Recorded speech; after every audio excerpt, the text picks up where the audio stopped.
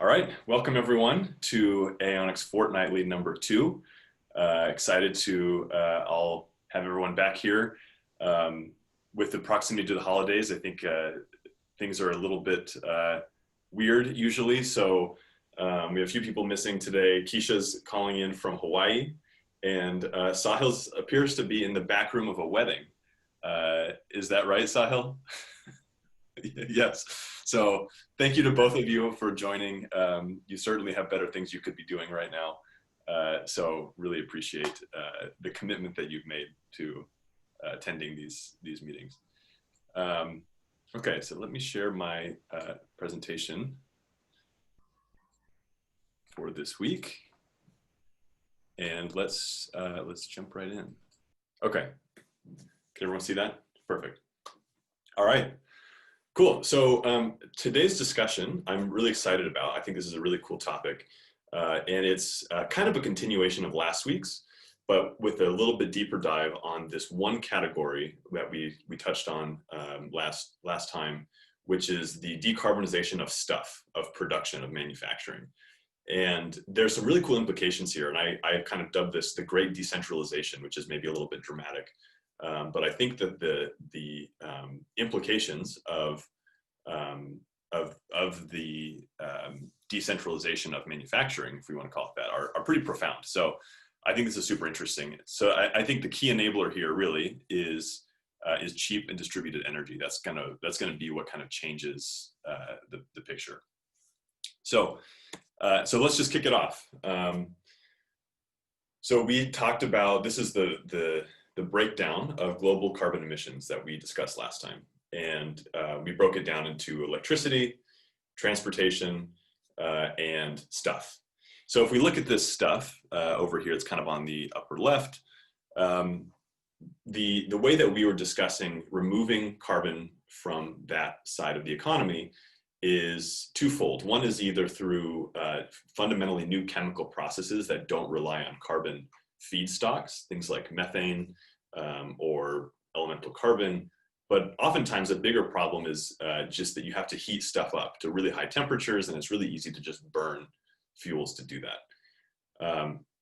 So the enabler for taking carbon out of that side of the economy is solar power, is really going to be what the game changer is. So let me start by just talking kind of about where solar power has gone over the last decade or so, and I think that really kind of informs this discussion. So this is some data from the United States Department of Energy, and in 2010, the Department of Energy launched a goal, which you can see here, for the levelized cost of electricity based on solar power to be 3 cents per kilowatt hour in residential, commercial, and utility scale solar. The great news is that we're actually ahead of schedule in reaching that goal. Solar power, at least in the US, is kind of what I can speak to, is approaching zero very quickly. It's actually approaching like almost free. And what I would consider almost free is kind of like 2 or 3 cents per kilowatt hour. If you can get there, it's essentially it's so much cheaper than anything else that the price of electricity in any kind of process is just going to be almost negligible. So this is great news. This is certainly not just driven by the US. This has been pushed in large part by a huge amount of production coming out of Asia as well. So globally, the picture is looking really good for solar power. So that's the backdrop here. And you know, the same goes for other renewable power sources like wind. And the way that these things are really different is that, okay, sure, they're cheap, but they're also very distributed. And distributed meaning that maybe one town historically would have a single power plant up on the hill that powers the entire town. With things like solar, you could have solar panels on everyone's rooftops, and everyone is kind of powering their own usage in a way that's completely distributed. And very modular. So you don't need a massive power plant. You could have a very small installation here and there. That may be less true with wind, but certainly true with solar. It's also very intermittent. So it only generates when there's sunlight. So hence we come back to the importance of energy storage in making this power available throughout the day.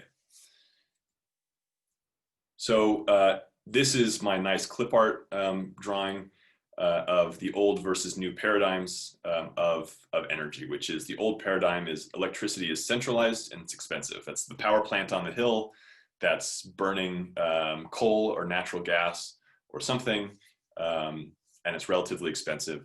The new paradigm is that we have the potential to have electricity kind of generated all over the place in our backyards, on street corners, on like wherever there's space, and it's so cheap that it's almost free.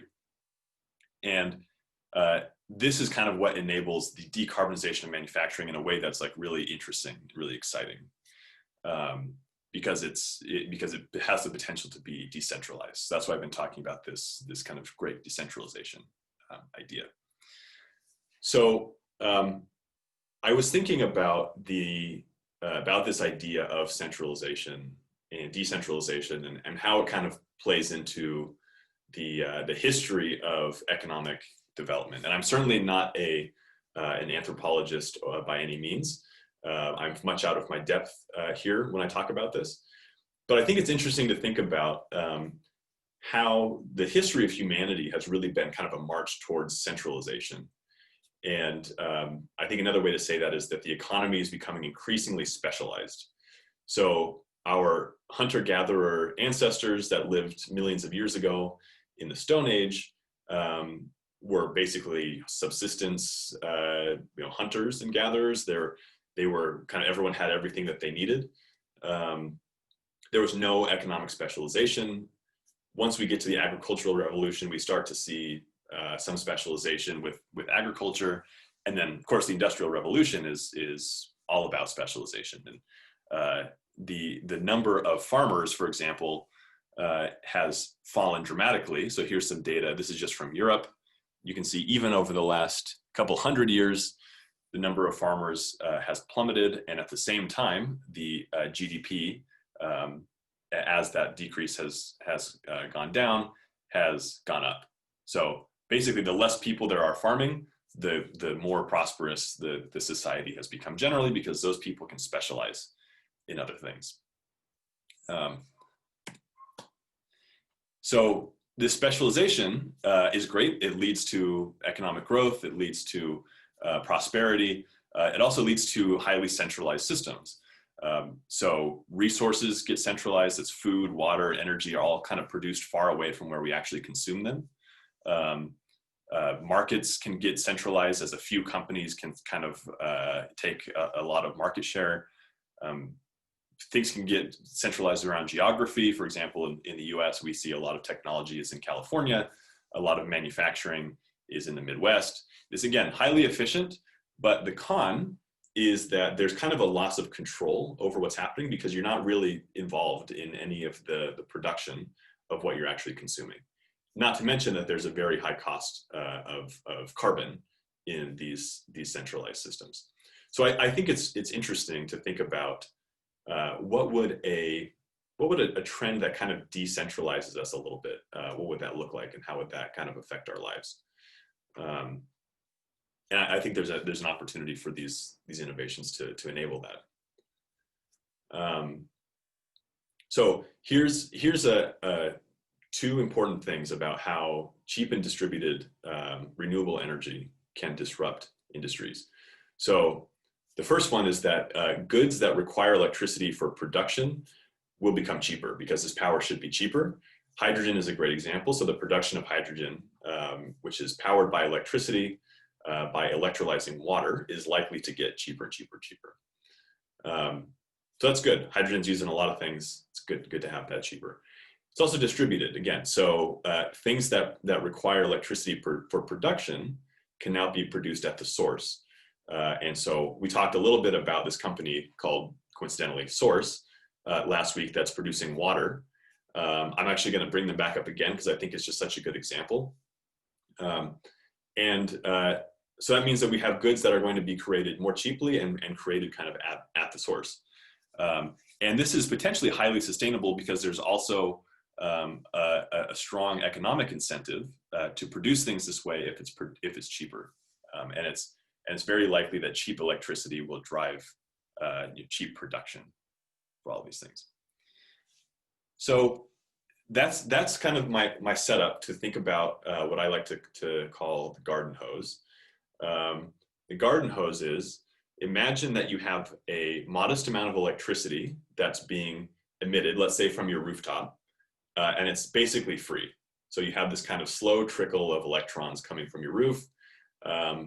What could you do with that? So, I mean, everything that we consume has some energy cost.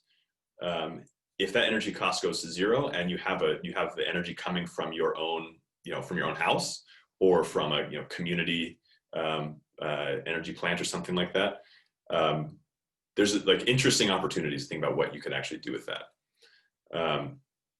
So I have 3 examples that I'm going to show you.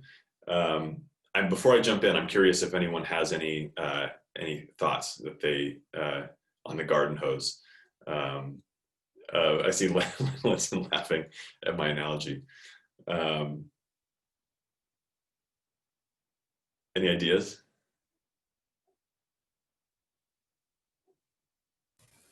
I wonder how much of our Eastern crew has had this experience of just running a garden hose. Seems to be an American thing. Keisha looks excited. No, we had garden hoses. But just the completely unrestricted use of water to just blast it all over the place and drink maybe like 1% of what's coming out. Yeah. Oh no, not that open. You still have to pay for it.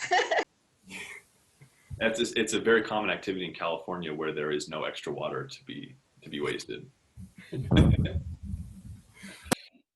Okay, so let's think about this. So I want to go back to this example with source, with the water production. I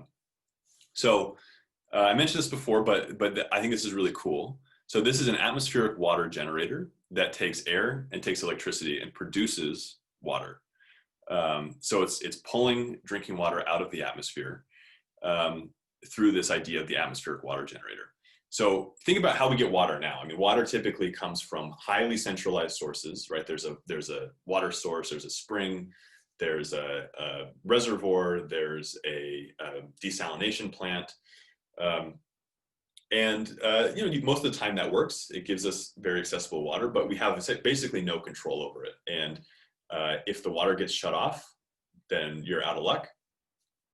Or if you have a really bad case like what happened in Flint, Michigan, here in the US, we had basically water infrastructure that was completely neglected and ended up essentially poisoning residents, and they had kind of no options with what to do.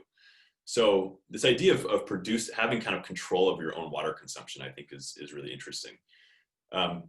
But pre-solar power didn't really make any sense. So to condense water out of the atmosphere costs you about 310 watt hours per liter, which is a good amount of energy.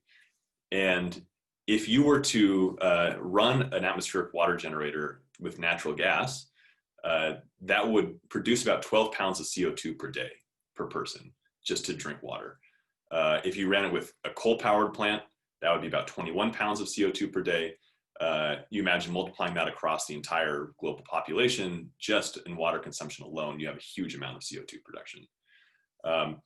So the idea of powering water production with solar becomes really cool because it becomes kind of carbon neutral and potentially much cheaper. But the key thing, I think, is that it's also produced at the source. So you have community control over the production of water. And that's basically what Source is doing. This is actually, this woman here is the mayor of Flint, Michigan, standing in front of a Source hydro panel.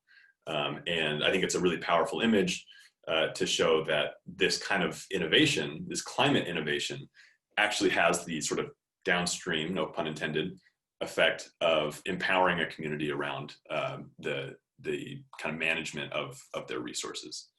So I think that's really cool. One might say that like centralized sort of production is more corruptible than a distributed production system. The other picture looks like it's in the Philippines.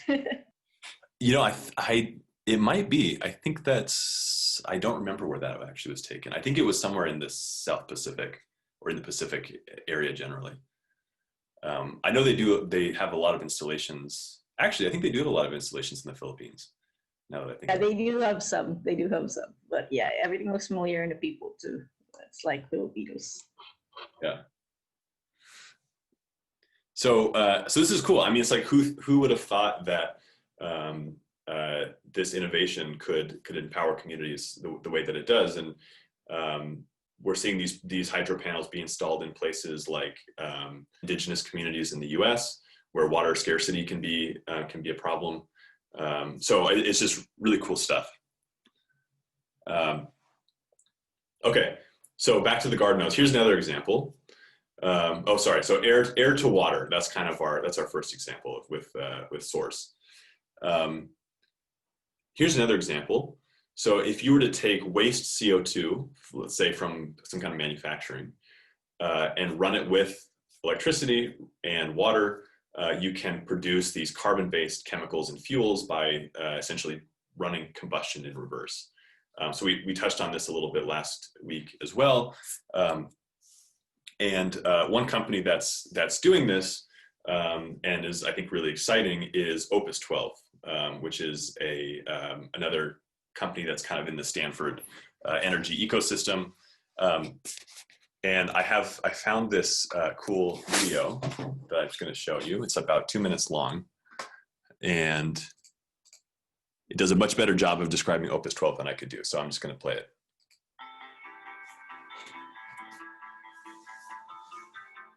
Imagine in the future being able to take the components of the human breath, so carbon dioxide and water, and basically convert that into diesel fuel or plastics. What we've developed is a very efficient device that can convert CO2, water, and electricity into basically anything that you can create from oil today. It'd be like if you could fit 37,000 trees in a single suitcase. A reactor like this has never been developed before at the industrial scale. What we're focused on is developing a reactor that has really high levels of efficiency and can be scaled easily. At Opus 12, we've already shown that we can make 16 different carbon-based compounds out of carbon dioxide. Our initial targets are really ethylene, ethanol, carbon monoxide, some of the main compounds that we use today. What we're doing is creating an opportunity where companies can utilize their CO2 to create a revenue stream instead of throwing it away, converting carbon dioxide into cash or waste CO2 into wealth. Recycling CO2 is really the holy grail of green chemistry, and so many different industries have expressed interest in our technology because they have CO2 emissions, and they'd love to be able to use those and turn them back into a product. So in the long term, we actually see ourselves working with many of the largest energy companies that are around today that are currently using petroleum as a feedstock for making those products like plastics or fuels. So it's one part environmental passion, wanting to use technology to make a difference. Another part of it, just sort of scientific curiosity, being able to be on the applied side and actually develop the reactors that can make this happen. I mean, this is pretty cool, like endeavor.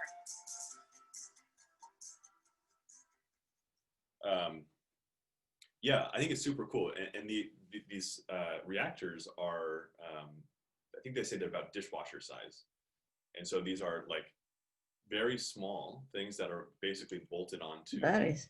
the exhaust pipe of a manufacturing facility, and they're each producing a pretty significant amount of of diesel fuel or of some kind of carbon monoxide or some kind of product which can be monetized. And you think about that all happening at each point source of emissions, at each factory everywhere. Or potentially, maybe one day there's a way to kind of bolt these on to the back of a semi-truck, or right, like everywhere you have a little bit of CO2 being emitted, you can actually capture it, convert it into something valuable, and sell it. while keeping carbon emissions neutral overall, That is really cool. which I think is pretty That's making money out of waste in a big way. exactly. But I think Natasha said waste carbon to wealth. They're doing it bigly. What's that? They're doing it bigly. That's right. Okay, so here's my last example. So this one is also very interesting, which is the decentralization of the production of fertilizer. So with air and water, basically solar power, air and water. So I didn't realize this, but fertilizer is actually, most fertilizers are based on ammonia, and the production of ammonia is a huge source of global emissions. I don't remember the exact number. I don't want to guess because I'll probably say it wrong. I think it's on the scale of like 1% of global emissions is in the production of ammonia. It's done through the Haber-Bosch process, which is over 100 years old. And there's a lot of CO2 that's produced in that process, but fertilizer is essential to our ability to feed the number of people that are on the planet. So we can't just stop producing fertilizer, but it's just really hard to take the carbon emissions out of that process. And similar to, say, the production of diesel or the production of water, it's highly centralized. So I think, so there's, it says here, $1 billion world scale plants. In California, as far as I understand, a lot of our ammonia is actually produced in South America, and it travels thousands of miles to get to where we are. And so that alone has huge carbon cost. So another Stanford spin out over the last few years, like Opus 12, is trying to fix this in a decentralized way. And this is super cool. So the idea is, can you take solar power to produce electricity? Can you take air and take water and essentially drive this same reaction to produce these nitrogen-based fertilizers that you would normally do in these huge production plants? And so the idea is reduce this massive manufacturing facility down to what they've been calling the ammonia box, right, or the fertilizer box, which is each farmer has on their property a solar panel and a magical black box that's producing the fertilizer they need, and it's right there. It's not shipped in from South America, and it's kind of like there's complete control over the production of that resource. And this is a picture actually of the team in front of their first product on Stanford's campus. So this is the solar panel that you're seeing here, and then in the back behind it, there's actually a small fertilizer production unit. So these things are actually being built. The company is commercializing it. You can actually go online to their website and buy it. I've heard the founder, Nico, who I know well, has an overabundance of tomatoes that he has produced from their pilot deployment of this in California. And so he's just like giving everyone tomatoes because he has way too many tomatoes. So it's actually working, which is pretty cool, and has the potential to be a lot cheaper. And it's literally just, you put water in the back of it, and you lay it out in the field, and that's it. Nothing more. So coming back to our pie chart here, I've given 3 examples, but I think you can probably see kind of the general trend, which is that this decarbonization and decentralization technology has the potential to put production kind of back into the hands of communities directly, rather than being reliant on supply chains. So I've been thinking a little bit about the kind of broader implications of this. And this is actually my last slide, so I would like to kind of open it up, see if anyone has any thoughts on this after. But I'm thinking about what happens if we can consume. Sorry, I should say produce and consume. No, if we can consume everything. What did I say here? we can produce everything we consume. Those words should be reversed. Okay, what if we can produce everything that we consume with local and clean power? So a few of the benefits are we have these community-based solutions that I think encourage meaningful relationships and community building, which is pretty cool. Not to mention, if the economy itself is kind of decentralized into communities themselves and across the country, then you might have a more fair distribution of opportunity as well, of economic opportunity. The lower vulnerability to neglect, less dependency on supply chains, lower carbon footprint.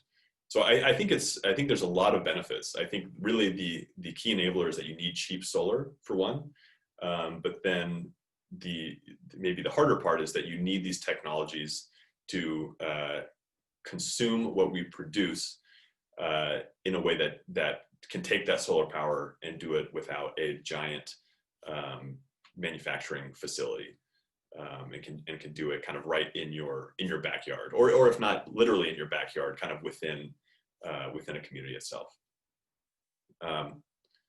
So that's my thesis on decentralization and how decarbonization of stuff can potentially have a pretty big impact on what our communities look like. So I'll pause there, see if anyone has any thoughts or ideas to share. Just excited for all of it. We should all have it soon. Yeah, I mean, the trend is going the right direction for sure. With the rate of the cost of solar getting lower and lower, I think probably in 10 years, it's fair to say that solar power will be effectively free. And that's really going to change the game.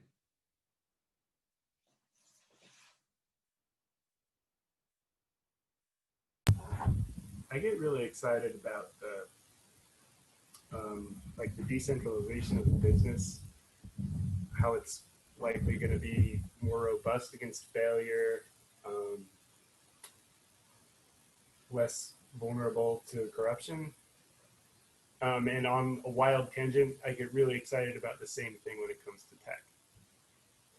Like we're coming to a state where our usage of the internet is not doesn't necessarily need to be in the hands of big companies. And I think I see a lot of the same benefits to the sort of decentralization of our services that you point out in the decentralization of our industries. I don't know, it's kind of a tangent, but I'm really fond of thinking about the implications of decentralizing things and what it might do for us. But yeah, very cool talk. Thanks, Austin. Yeah, I agree. I mean, I think we're a great example of a decentralized company having employees across 4 continents and just about every time zone you could think of. I think internet connectivity is key. And I think it's interesting to see how COVID has kind of accelerated that, as a lot of companies have gone remote. And you have people who are moving to where they actually want to live, rather than kind of where they have to live for work. So I agree. I think that's going to not only, decentralization is not going to just affect production, it's also going to affect work generally and technology and everything else, which I think is hopefully is going to make people happier, give people more meaning to be able to live where they want to live and do what they want to do, and interact with their neighbors a little bit more.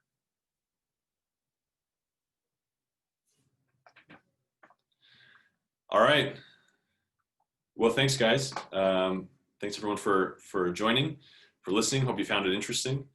And I guess we will see you at the next one. Thanks for tuning in. All right. Bye guys.